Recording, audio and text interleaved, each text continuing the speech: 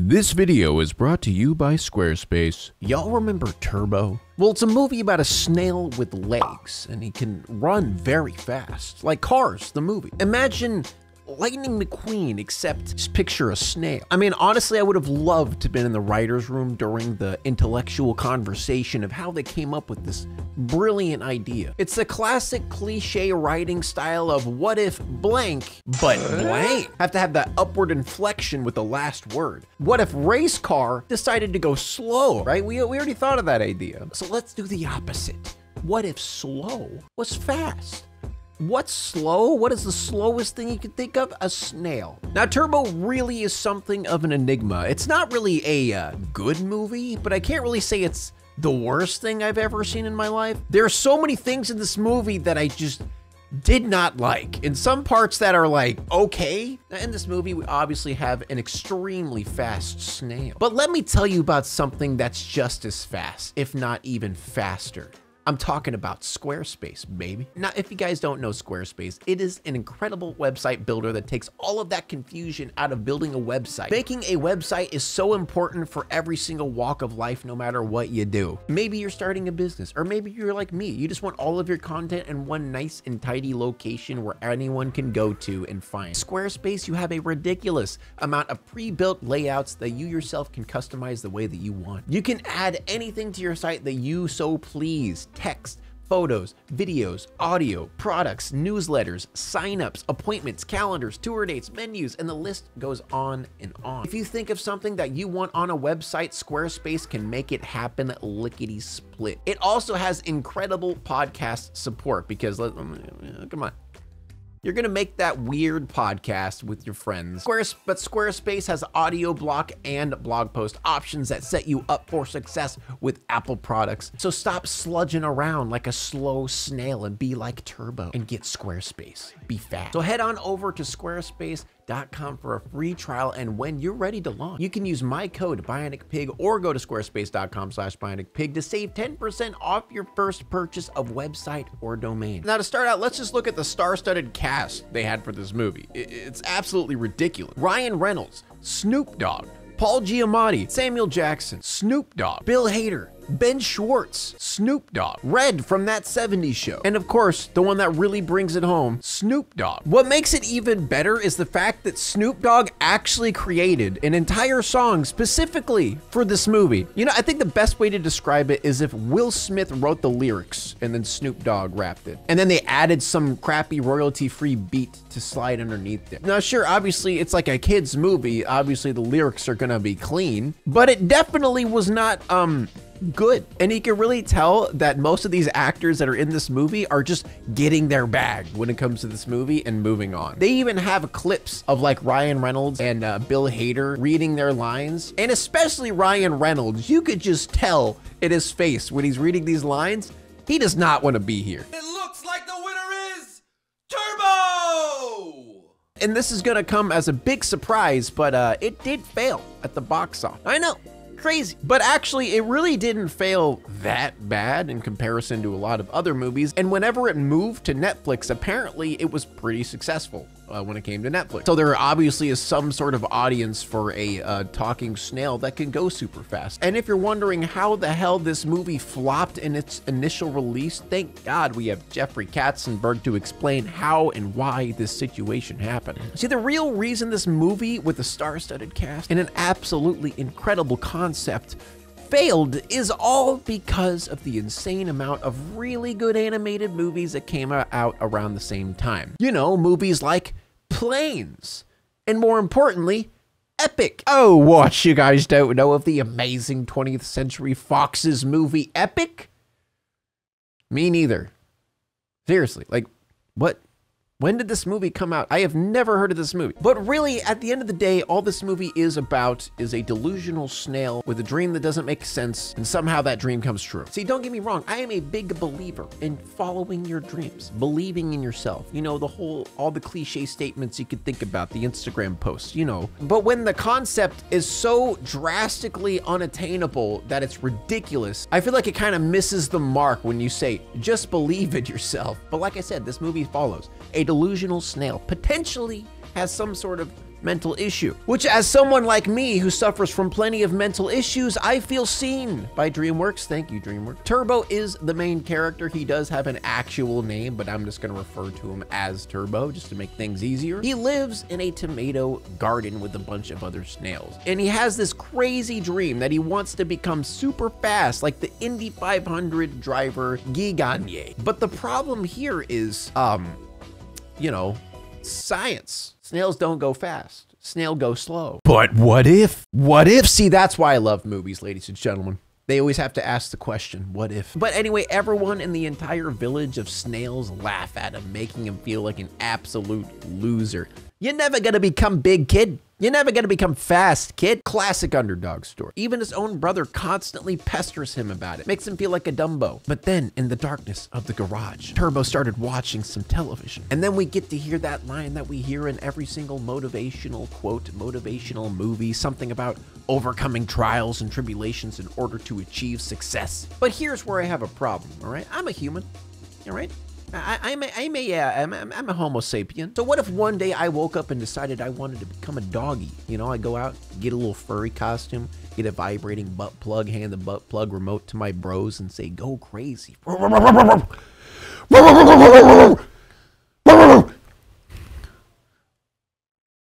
was I going with this? Basically, what I'm trying to say is the dream is unattainable. I mean, don't get me wrong. I can become a dog whenever I want to, but a snail can't become fast. Like, a child's not gonna see this and be like, oh, I can fly and then jump off a 10-story building. That got dark. Don't do that, kids. You're not gonna live. And he always repeats the phrase of, no dream too big and no dreamer too small.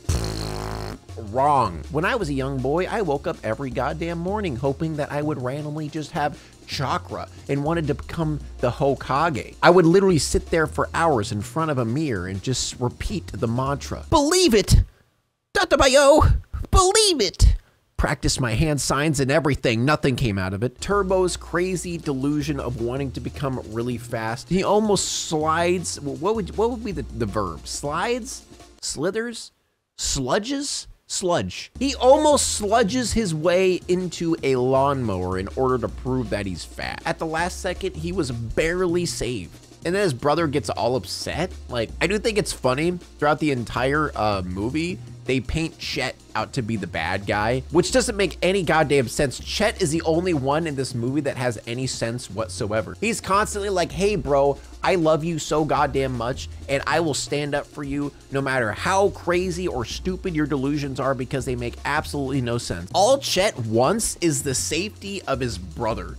But for some reason, he's painted out to be this bad guy throughout the movie.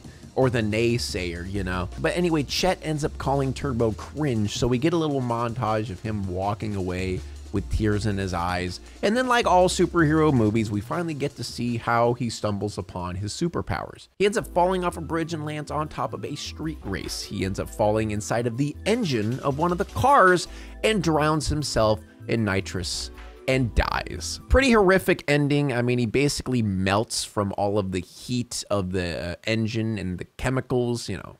Rest in peace, snail. Okay, I was joking here. What really happens is he becomes a car. He doesn't just become fast, right? Like that's what you would think would happen. You know, nitrous, you know, I can deal with that, right? I can handle that. It doesn't make any sense, but I can just deal with it. He doesn't just become fast. He is a car. He's got blinkers.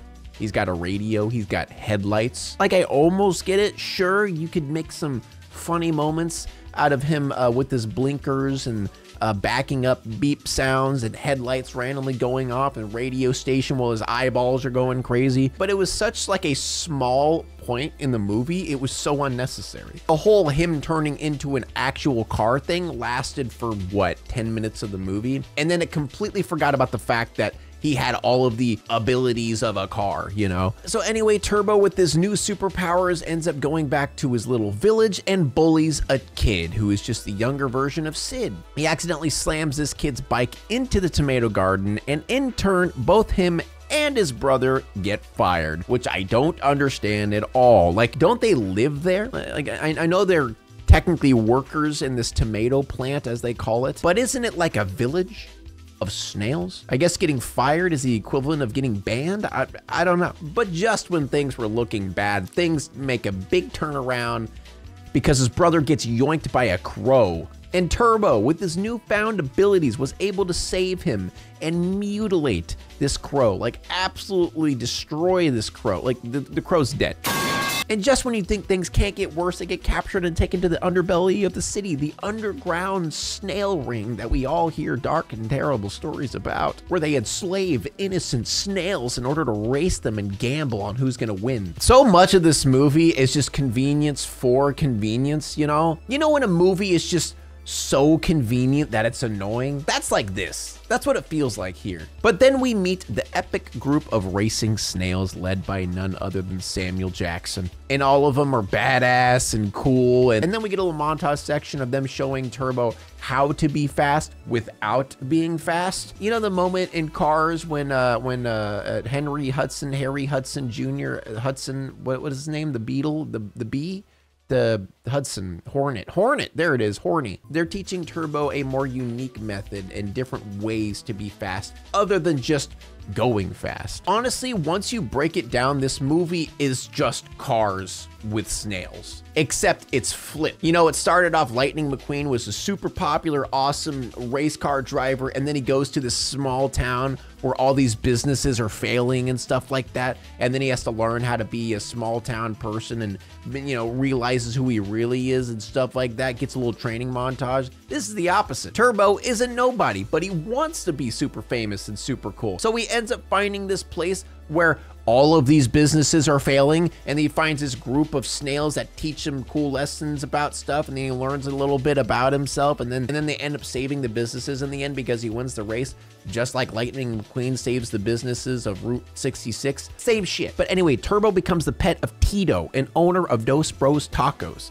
a business that's failing. So they end up using Turbo's speed in order to attract customers, you know, have like a little bit of a tourist attraction. But Tito, just like Turbo, has crazy delusions and ideas, and his brother Angelo is more realistic. You know, there's like a blatantly obvious parallel between Chet and Angelo and Tito and Turbo. There's even a section where they literally mirror each other. Pretty on the nose. But anyway, Tito keeps pushing the idea of putting Turbo into the Indy 500 in order to put their restaurant on the map. And eventually he just goes behind his back, takes everyone, goes to the Indy 500 without him knowing. And when I say that this movie ends like a wet fart, I mean it. It's wet, it's juicy. I really expected this to be somewhat like Cars, where there's like a little bit of build up to him winning. Like maybe he, you know, does some practice runs and things don't go so well, or maybe he loses the first race or something like that and he has to train a little bit more to get up there. But no, he just wins. Like, that's it. He goes there, they pay the $20,000 for him to get in the Indy 500, poof, he wins. But anyway, how the movie plays out at this moment is he shows everyone how fast he is by driving around the track. They clock him at like 226, I think is what it was, which is close to Guy Gagne's speed. And eventually, with the help of Guy Gagne, he was allowed into the Indy 500. But then we find out that Gagne only wants him in there because he's just a selfish egoist who wants Turbo to lose in order for him to get more publicity. But like I said, Turbo ends up winning. And I honestly feel bad for Guy Gagne. Don't get me wrong, he's a selfish douchebag, but the bro has worked his entire life in order to get to the top of the top when it comes to racing. And all of a sudden a snail with superpowers comes in and then just takes away his title. Yeah, I'd be a little bit upset if I was him. And also, it's kind of silly that this movie bases it on, oh, you gotta follow your dreams. You know, no dream are too small. All you gotta do is luck out and get superpowers. There was no conflict. There was no Turbo, like, gradually getting faster and faster. He just got superpowers and was just faster than everyone. It's kind of silly. Using the whole follow your dreams in this context just doesn't make sense. Another reason why this movie is so infuriating is there's no antagonist. Guy Gagne is technically an antagonist for a little bit at the end of the movie. And I guess you could say Chet was an antagonist at some points or another, but there really isn't any conflict. Nothing bad happened. Like when I say they just show up and win, that's it. At the end of this movie, I just sat there and just went, oh, that's it? There's nothing else? I mean, sure, there was like a wreck and we had a little moment where like Turbo didn't have his powers anymore and he had to sludge his way to the finish line, and Guy Gagné had to like push his car to the finish line. It was like, oh, who's gonna win? And then miraculously he wins at the end. But man, the whole time I just did not care for Turbo as a character. And also, at the end of the movie, when he wins, Angelo just offers everyone free tacos. Like, isn't the whole point of the movie, the whole point of the race, is to save all of their businesses? Like, he has a huge line of customers because of the race, and he's like, oh yeah, I'm just gonna give it to them for free. Why not? Like, this is the equivalent of using a dude who got his parents' inheritance money and is rich, and using that as an example of follow your dreams. You can become rich too, because Turbo didn't work for anything. He just got this handed to him on his silver platter out of luck. Honestly, all I could say about this movie is snails suck. They're boring, you know? Like, well, what do they do? What do they do? Sludge everywhere? Like especially when they're naked? When they're naked, they're slugs? They just look like wet turds on the ground, leaving behind trails of shit. I'm gonna assault you. I'm gonna assault you, snail. 3 out of 10. Never watching this movie again.